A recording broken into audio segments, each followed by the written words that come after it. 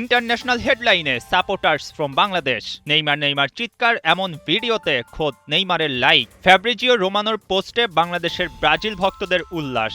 ফুটবলের প্রতি আর্জেন্টিনা ব্রাজিলের প্রতি বাংলাদেশিদের এমন নিখাত নিঃস্বার্থ ভালোবাসা নজর কাড়ছে বিশ্ববাসীর। লাল সবুজের এই দেশে ফুটবলের সাথে সাধারণ মানুষের সখ্যতা বেশ পুরনো। এখানে ফুটবল জাগছে নতুন করে।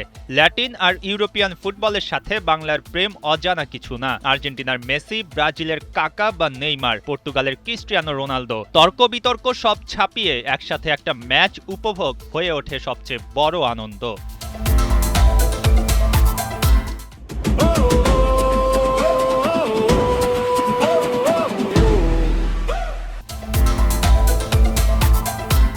এবারের বিশ্বকাপে উন্মাদনা আর একটু বেশি। প্রথমবার ৪৮ দল নিয়ে আয়োজন। ছোট বড় সব দলের লড়াই জমে উঠেছে। তবে বাংলাদেশে আর্জেন্টিনা ব্রাজিল কাড়ছে সব আলো।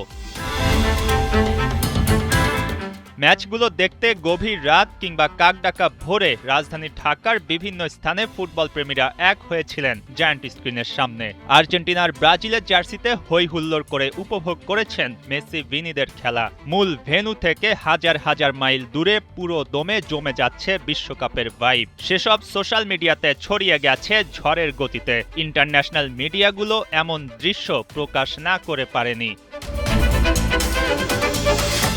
ফুটবল প্রেমীদের খুব পরিচিত নাম ইতালিয়ান সাংবাদিক ফ্যাব্রিজিও রোমানো। ব্রাজিল হাইতি ম্যাচের পর রোমানোর সোশ্যাল হ্যান্ডেলগুলোতে একটি ভিডিও প্রকাশ করা হয়, যেখানে ব্রাজিল ভক্তদের উদযাপন চোখে পড়ে। নেইমার স্লোগানে চারদিক মুখরিত। সেখানে বাংলাদেশি ফ্যানদের প্যাশন অতুলনীয় বলছেন রোমানো।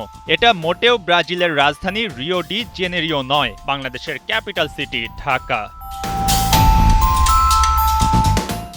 নেইমার স্লোগান দেওয়া সেই ভিডিও একজন ফ্যান আপলোড করেন ইনস্টাগ্রামে, যেখানে আবার নেইমার নিজেই লাইক দিয়েছেন, জানিয়ে ব্রাজিল ফ্যানদের সে কি উচ্ছ্বাস। আবার স্কটল্যান্ড ম্যাচেও তো ফিরছেন তাদের প্রত্যাশিত হিরো, সেই খবর ছড়িয়ে গেছে চারদিকে।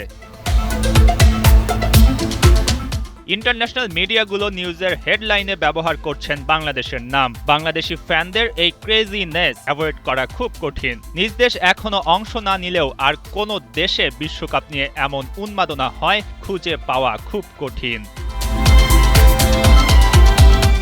বাংলাদেশ এখানে আলাদা, বাংলাদেশ এখানে ব্যতিক্রম। আর্জেন্টিনা আর ব্রাজিল আকাশী নীল আর সবুজে ছেয়ে গেছে পথঘাট। যেদিন এদেশ বিশ্ব ফুটবলে অংশ নেবে সেদিন কি ঘটবে তা কল্পনা করা যায় না। বাংলাদেশ এখন সেই স্বপ্নই বুনছে। অপেক্ষা কত দীর্ঘ হবে সেটাই এখন বড় প্রশ্ন।